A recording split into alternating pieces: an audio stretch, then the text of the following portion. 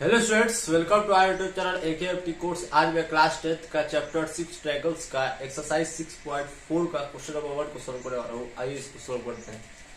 तो question number 1 है, बोल रहा है let triangle ABC similar to triangle DEF at their areas be respectively 64 centimetre square and 121 centimetre square.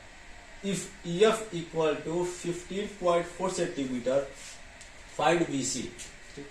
देखिए, इस क्वेश्चन को सॉल्व करने से पहले आपको एक चीज बताया था मैं, जो थ्योरम 6.6 है उस चीज को आप पढ़ लीजिएगा। मतलब इस एक्सरसाइज में, ठीक है ना, मतलब जो एक्सरसाइज 6.4 है, इस एक्सरसाइज में जो थ्योरम 6.6 है वो यूज होगा ही होगा, ठीक है ना। आपके बुक का जो थ्योरम 6.6 है वो यूज होगा ही होगा, तो आप उसको पढ़ लीजिएगा, ठीक है ना। उसके बाद ही इस क्वेश्चन को सॉल्व कीजिएगा, ठीक है ना, क्योंकि उस थ्योरम में ये चीज बोला है कि अगर दो ट्रायंगल सिमिलर है, ठीक है ना, उसका कन्वर्स मैं आपको बता रहा हूं, ठीक है ना। एक्चुअली वो ये बोला है कि दो ट्रायंगल का जो एरिया का रेशियो है, ठीक है ना, वो जो थ्योरम है थ्योरम 6.6 तो बोला है कि दो ट्रायंगल का, जैसे यहाँ पास एबीसी ट्रायंगल है और डीएफ ट्रायंगल है, इन दो ट्रायंगल का रेशियो क्या होगा, ये होगा, ठीक है, वो इक्वल होगा इनके करस्पॉन्डिंग साइड्स के रेशियो का स्क्वायर का। जैसे इसका करस्पॉन्डिंग साइड क्या है,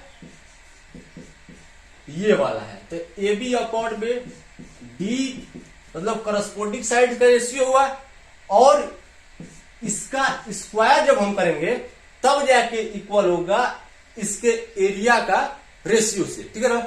तो एक साइड के करस्पॉन्डिंग साइड्स का मतलब ये वाला साइड्स का जो रेशियो है उसका स्क्वायर होगा, ठीक है ना।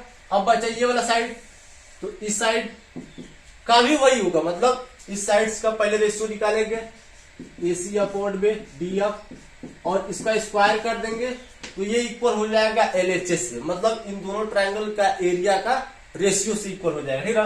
वैसे जो BC है और EF है इसका रेशियो बढ़ाएंगे और इसका स्क्वायर कर देंगे, ठीक है।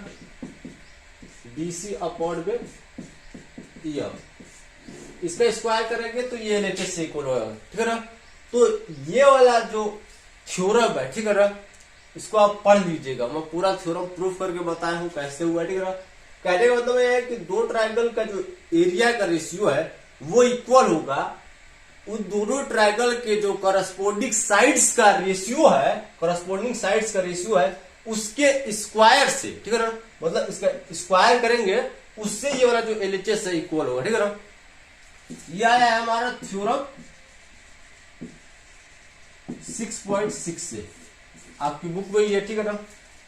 ये वाला जो फॉर्मूला है इस क्वेश्चन मान लीजिए जो भी पेज नंबर पे होगा, ठीक है ना, जस्ट उसके एक पेज पीछे मतलब मान लीजिए कि 142 या फिर 143 ऐसे होगा, ठीक है ना। तो उसके एक पीछे देखिएगा, जैसे मान लीजिए 143 है तो 142 में देखिएगा, ठीक है। मैं एग्जैक्ट बता देता हूं, 143 में ये क्वेश्चन है और 142 में ये फॉर्मूला है, ठीक है ना। तो 142 में आप देख सकते हैं, ठीक है ना, 140 पेज नंबर 142 में आप इसको देख सकते हैं कैसे प्रूव किया गया, ठीक है ना। उसमें यही चीज बोला है कि दो ट्रायंगल का जो एरिया का रेशियो है वो इक्वल होगा उन दोनों ट्रायंगल के जो करस्पॉन्डिंग साइड्स का रेशियो है उसके स्क्वायर से, ठीक है ना। मतलब करस्पॉन्डिंग साइड्स का रेशियो का स्क्वायर करेंगे तो वो LHS से इक्वल होगा, ठीक है ना। तो तीनों का तीन करस्पॉन्डिंग साइड है तो सभी का स्क्वायर आउट करेंगे, ठीक। अब सॉल्यूशन को स्टार्ट करते हैं, ठीक है ना। इस चीज को समझाना जरूरी था क्योंकि इस एक्सरसाइज में थ्योरम 6.6 यूज होगा, ठीक है ना। थ्योरम 6.6 है, पेज नंबर 141 से स्टार्ट है, हाँ पेज नंबर 141 से स्टार्ट है, ठीक है ना। इसमें यही थ्योरम है, ठीक। चलिए अब आगे बढ़ते हैं। अब जो गिवन डाटा दिया है उसको लिखेंगे, ठीक है ना। अगर ऐसा है, ठीक है ना, ऐसा है तो वो जो दोनों ट्रायंगल है वो क्या होंगे, सिमिलर होंगे, ठीक है ना। ये कब होगा, ये कंडीशन कब होगा ये भी आपको बताता हूं, जब दो ट्रायंगल सिमिलर है, ठीक है ना। जब जैसे ये दोनों ट्रायंगल क्या है, सिमिलर, ठीक है ना। ये कंडीशन कब अप्लाई होगा, ठीक है ना। मतलब ये फॉर्मूला कब अप्लाई होगा, जब दो ट्रायंगल सिमिलर होंगे तब। when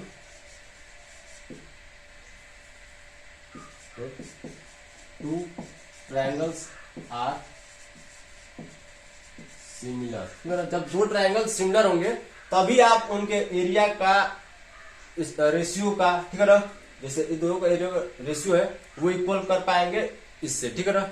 जैसे यहाँ पास दोनों ट्रायंगल क्या दिया है, सिमिलर दिया है, तो ये वाला जो फॉर्मूला है, ठीक है, या फिर ये जो थ्योरम है वो अप्लाई हो जाएगा, ठीक।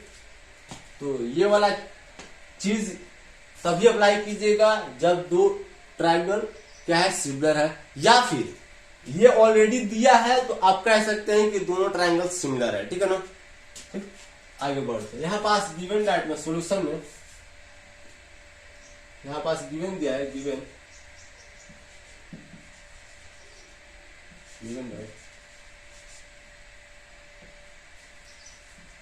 डाट ट्रायंगल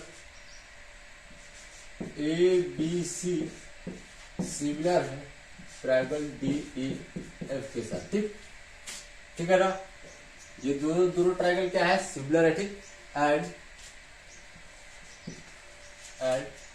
ये जो पहला दिया है ये इसका एरिया दिया है, ठीक है ना, रेस्पेक्टिवली लिख दिया, मतलब यहाँ पर बोला है ना कि at the areas be respectively, पहले 64 सेंटीमीटर स्क्वायर, उसके बाद 121 सेंटीमीटर स्क्वायर, ठीक है ना। तो पहले कौन सा ट्रायंगल है, एबीसी है, ठीक है ना। तो पहले हम एबीसी का लिखेंगे 64 सेंटीमीटर स्क्वायर, ठीक है। जैसे इसका एरिया क्या हो जाएगा, 64 सेंटीमीटर स्क्वायर, ठीक है, और इसका क्या हो जाएगा 121 सेंटीमीटर स्क्वायर में, ठीक है ना। यहाँ पास लिखेंगे and area of A B C equal to 64 centimetre square and area of triangle DEF equal to 121 centimetre square and EF दिया है हमको, EF ये वाला जो है कितना दिया है 50.4 सेंटीमीटर, ठीक है ना। और ये चीज हमको बोला है फाइंड करने के लिए, फाइंड BC, मतलब ये चीज हमको फाइंड करना है ना, ये चीज हमको फाइंड करना है और ये वाला चीज दिया है, ठीक है ना। And EF equal to 50.4 centimetre, ठीक। अब फाइंड करते हैं, ठीक है। चलिए सबसे पहले जो गिवन डाटा है उसको देखते हुए लिखिएगा, ठीक है। हियर ये दोनों ट्रायंगल क्या है, सिमिलर है, ठीक है ना। Here triangle A B C similar to triangle D E F, ठीक, क्या है, सिमिलर है, ठीक है ना। तो सिमिलर है तो हम यहाँ पास लिख सकते हैं देन बाय थ्योरम 6.6, ठीक है ना। थ्योरम 6.6 देखिए, थ्योरम 6.6 का मीनिंग ये है कि अगर दो ट्रायंगल का रेशियो इस फॉर्म में दिया है तो उन दोनों ट्रायंगल को आप सिमिलर कह सकते हैं, या फिर दो ट्रायंगल सिमिलर है तो उन दोनों ट्रायंगल का जो एरियाज का रेशियो है वो इस फॉर्म में लिख सकते हैं, ठीक है ना। तो यहाँ पास क्या दिया है आपको, सिमिलर दिया है, तो हम उनको इस फॉर्म में लिख सकते हैं। भाई एरिया नहीं, ट्रायंगल जब सिमिलर है तो उसका जो एरिया का रेशियो होगा कुछ इस प्रकार से होगा, ठीक है ना। यहाँ सब लिख सकते हैं एरिया ऑफ ट्रायंगल एबीसी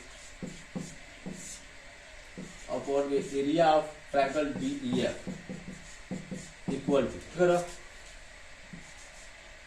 यहाँ पास एडी में लिख दिया हो क्या, यहाँ पास एडी नहीं एबी होना चाहिए,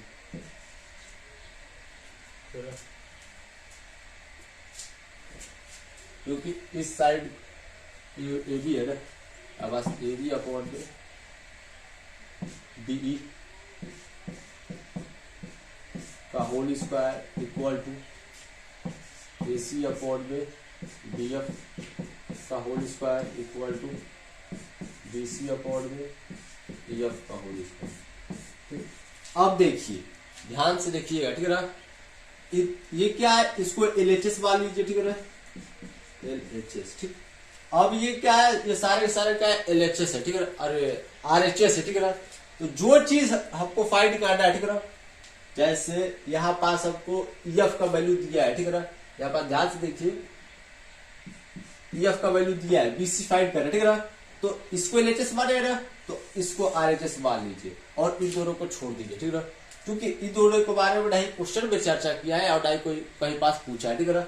तो जितना हमको जरूरत है उतना ही हम थ्योरम से लेंगे, ठीक है ना, उससे अधिक नहीं लेंगे। हाँ, लिखेंगे पूरा, जो चीज हो रहा है, मतलब थ्योरम से जो चीज निकल रहा है उसको पूरा लिखेंगे, ठीक है ना, लेकिन सॉल्यूशन में जितना चीज जरूरी है उतना हम ही लेंगे, ठीक है ना। तो जैसे यहाँ पास हमको BC का वैल्यू चाहिए, EF का वैल्यू दिया है, और ABC मतलब एरिया ऑफ ट्रायंगल ABC का वैल्यू दिया है और एरिया ऑफ ट्रायंगल DF का वैल्यू दिया है। तो कहीं ना कहीं अगर हम देखिए इसको LHS ले ले और इसको RHS ले ले, तो क्रॉस मल्टीप्लाई करेंगे तो कहीं ना कहीं हमारा जो BC का वैल्यू है वो आ जाएगा, ठीक है ना।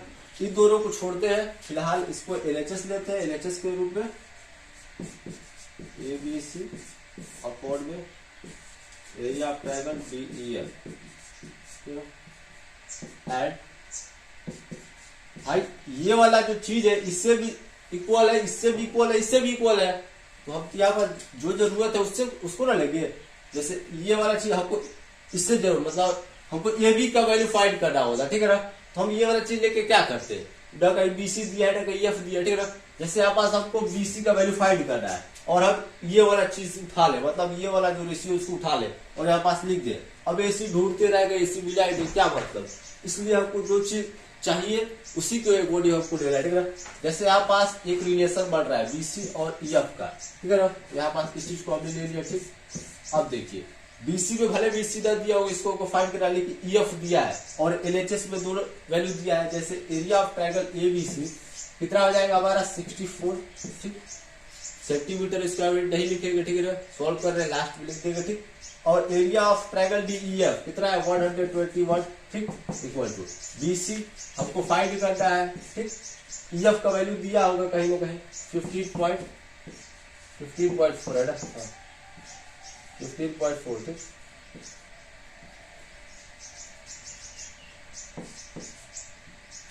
ठीक, अब इसका होल स्क्वायर करेंगे, ठीक है ना, क्योंकि यहाँ पास होल स्क्वायर दिया है, ठीक। अब देखिए, अब इसका स्क्वायर करेंगे, ध्यान दीजिएगा, ठीक है ना। तो BC का स्क्वायर होगा और इसका भी स्क्वायर होगा, ज्यादा तामझाम है, ठीक है ना।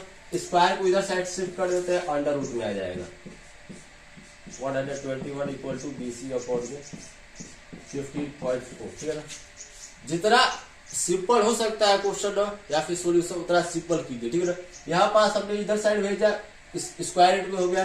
अब 64 को जब हम अंडर रूट 64 को जब आप सॉल्व करेंगे तो 8 आएगा, और अंडर रूट और 121 को सॉल्व करेंगे तो 11 आएगा, ठीक है ना।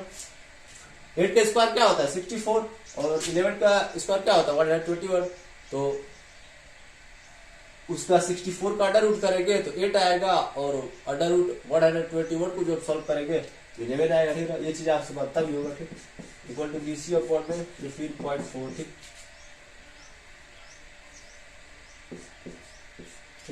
अब देखिए BC हमको फाइंड करना है, ठीक है ना। इस चीज को इधर भेज देते हैं तो यहाँ पास हो जाएगा 8 अपॉन में 11 इंटू 15.4 इक्वल टू BC, ठीक। इसको सॉल्व करेंगे ना, जब डिवाइड करेंगे तो 1.4 आएगा, ठीक। और जब 8 का मल्टीप्लाई 1.4 में करेंगे, ठीक है, यहाँ पास BC है, यहाँ पास हो जाएगा BC इक्वल टू 8 को 32 को 2 8 12 एक मिनट 8 से 11 होता है, 8 को 32 को 2 8 को 8 सेंटीमीटर। BC जो आएगा हमारा 11.2 सेंटीमीटर आएगा, ठीक है ना। सॉल्व कर लीजिएगा, यही आएगा, ठीक है। ये हमारा आंसर हो गया, ठीक। स्क्रीनशॉट लेना चाहते हैं तो ले सकते हैं। यहाँ पास 15.4 है, ठीक है ना। और इसको सॉल्व करेंगे जब आप, मैं 15.4 इसलिए रिपीट कर दिया कि मेरे को यहाँ पर थोड़ा डाउट हो रहा था जब मैं उस समय लिख रहा था ना, तो उस समय शायद बहुत बच्चों को ना दिखा हुआ, ठीक है ना। यहाँ पास 15.4 है, ठीक है ना, क्योंकि एफ का वैल्यू 15.4 है। अगर वीडियो अच्छा लगे तो हमारा चैनल एकेएफटी कोर्स को सब्सक्राइब कीजिए, लाइक कीजिए, और फिर से कह रहा हूँ वीडियो अच्छा लगे तो चैनल को सब्सक्राइब कीजिए।